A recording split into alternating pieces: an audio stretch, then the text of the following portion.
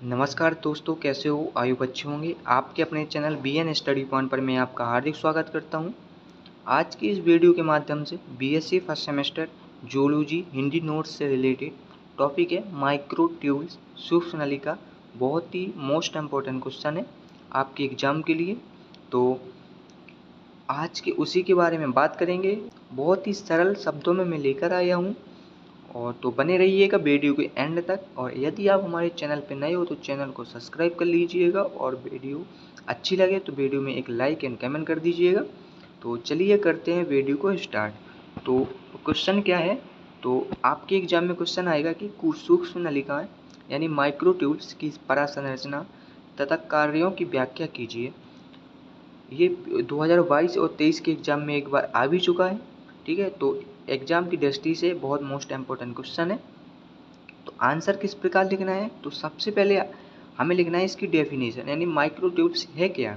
तो माइक्रोट्यूब्स पौधे तथा पशु कोशिकाओं के कोशिका द्रव्य यानी कोशिका के अंदर का जो तरल पदार्थ होता है उसे हम कोशिका द्रव्य कहते हैं। ठीक है, में पाई जाने वाली एक संकीर्ण यानी सक्रिय, गांव की भाषा में बोलते हैं सक्रिय।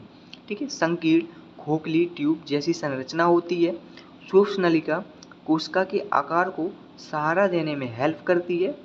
और ठीक है, और सूक्ष्म नलिकाएं 50 माइक्रोमीटर तक लंबी, 23 से 27 नैनोमीटर तक चौड़ी हो सकती है, और इसका आंतरिक व्यास 11 से 15 नैनोमीटर के बीच, और कहीं कहीं पर लिखा हुआ है 11 से 20 नैनोमीटर के बीच हो सकती है।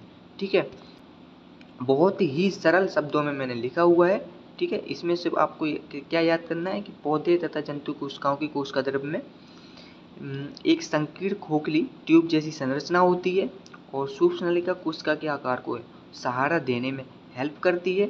और सूक्ष्म नलिका कितनी लंबी होती है, कितनी चौड़ी होती है, और इसका आंतरिक व्यास कितना होता है, ये इतना याद करना है। ठीक है, बहुत ही सरल शब्दों में लेकर आया हूँ मैं इसका आंसर। ठीक है, जिसके लिए आपको आंसर याद करने में सहूलियत हो। ठीक है, अब नेक्स्ट क्या है? ये सूक्ष्म नलिका एक ही प्रकार के गोलाकार प्रोटीन्स बने होते हैं, जिसे हम ट्यूबुलिन कहते हैं। ठीक है, ट्यूबुलिन केडी पॉलीपेप्टाइड और अल्फा एवं बीटा ट्यूबुलिन से बना होता है। ठीक है, अब बात करते हैं इसकी सूक्ष्म नलिका की परासंरचना यानी अल्ट्रा स्ट्रक्चर ऑफ माइक्रोट्यूब्स।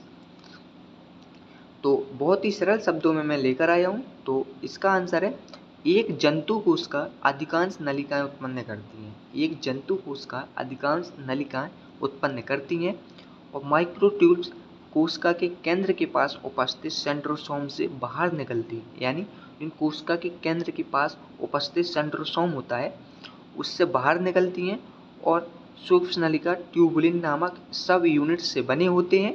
और सूक्ष्म नलिका सभी यूकैरियोटिक कोशिकाओं में महत्वपूर्ण भूमिका निभाती है। और आप एग्जाम में पॉइंट बाई पॉइंट भी लिख सकते हैं, जिससे एग्जाम में खुश भी हो सकता है। ठीक है, तो आप पॉइंट बाई पॉइंट बनाकर लिख सकते हैं, या फिर इस प्रकार लिख सकते हैं जिस प्रकार लिखा हुआ है। ठीक है, अब सूक्ष्म नलिकाओं को विभिन्न प्रकार से कोशिका कार्यों को करने में सहायता करती हैं। कौन कौन से पॉइंट है जो सहायता करती हैं? तो पहला पॉइंट है अपने लंबे कठोर आकार के कारण यह विभिन्न कोशिकीय घटकों को सहारा देने में और कसने और जकड़ने में सहायता करती हैं। दूसरा पॉइंट है, यह संपूर्ण कोशिका में गति उत्पन्न करता है। यह संपूर्ण कोशिका में गति उत्पन्न करता है। ठीक है, इतना ये हो गई उसकी परासंरचना। अब बात करते हैं इसकी सूक्ष्म नलिका की संरचना। मैंने ही खुद बनाया हुआ है इसकी संरचना। ठीक है, तो बहुत ही सरल संरचना है, तो माइंड में सेट कर लीजिएगा।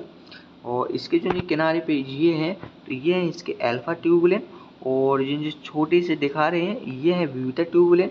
और मूल तंतु जो इस बीच में है ये इसके मूल तंतु हैं।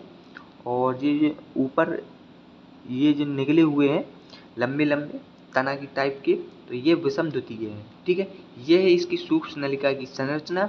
और अब बात करेंगे सूक्ष्म नलिकाओं के कार्य, फंक्शन ऑफ माइक्रोट्यूब्स। तो पहला कार्य है, सूक्ष्म नलिकाएं सिलिया और फ्लैजेला को संरचना प्रदान करती हैं। दूसरा पॉइंट है, सूक्ष्म नलिका कोशिका विभाजन में शामिल होती हैं, क्योंकि वे धुरी तंत्र का एक घटक है जो गुणसूत्रों को अलग करती हैं। और तीसरा पॉइंट है, सूक्ष्म नलिका कोशिका को एक स्थान से दूसरे स्थान पर जाने में मदद करती हैं। ठीक है, सूक्ष्म नलिका कोशिका को एक स्थान से दूसरे स्थान पर जाने में मदद करती हैं। ठीक है, ये रहा इसका आंसर, सूक्ष्म नलिका की पराग संश्लेषण तथा उसके कार्यों की व्याख्या। तो आई होप आपको वीडियो अच्छी लगी होगी। तो यदि आपको वीडियो अच्छी लगी हो तो वीडियो में एक लाइक एंड कमेंट कर दीजिएगा। यदि आपको इस वीडियो की पीडीएफ चाहिए तो आप हमारे टेलीग्राम चैनल पर जुड़ सकते हैं, वहाँ से आप फ्री में पीडीएफ डाउनलोड कर सकते हैं और अपने जूलॉजी का हिंदी नोट्स तैयार कर सकते हैं।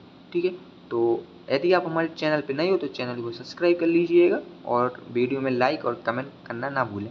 Thank you so much.